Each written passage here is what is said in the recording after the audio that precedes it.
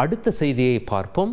குமரிக்கடலில் அமைந்துள்ள வள்ளுவர் சிலை வெள்ளி விழாவையொட்டி முதலமைச்சர் ஸ்டாலின் லேசர் கண்காட்சியை தொடங்கி வைத்துள்ளார். அதனை பார்ப்போம். உலகெங்கும் உள்ள அறிஞர்களும் 7000 டன்களுக்கும் அதிகமான கருங்கற்களை கொண்டு செதுக்கப்பட்டுள்ளது. முழுவதும் பெரிய கற்களை பயன்படுத்தி உருவாக்கப்பட்ட உலகின் முக்கிய கலை படைப்பாகும். நுணுக்கமான கைத்திறனுடன் காதுகள், மூக்கு, கண்கள் மற்றும் வாய் போன்றவை பத்மபூஷன் கணபதி ஸ்தபதி அவர்களின் தலைமையில் தலை சிறந்த சிற்பிகளின் அரிய உழைப்பில் உருவாக்கப்பட்டுள்ளது.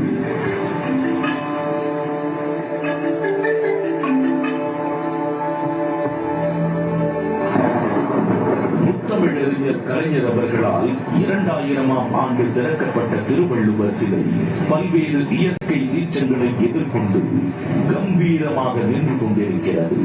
இதன் அடிப்பாகத்தில் பொறிக்கப்பட்ட 1330 குறள் ஓவியங்களும் இக்காலத்திற்குமான பேரறிவை வழங்கி வருகின்றன.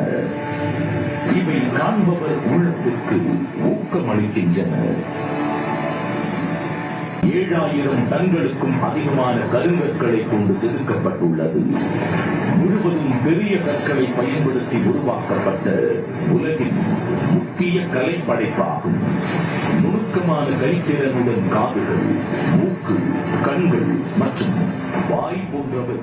குமரிக்கடலில் அமைந்துள்ள வள்ளுவர் சிலை வெள்ளி விழாவையொட்டி முதலமைச்சர் ஸ்டாலின் லேசர் கண்காட்சியை தொடங்கி வைத்த அந்த காட்சியை நாம் பார்த்தோம்.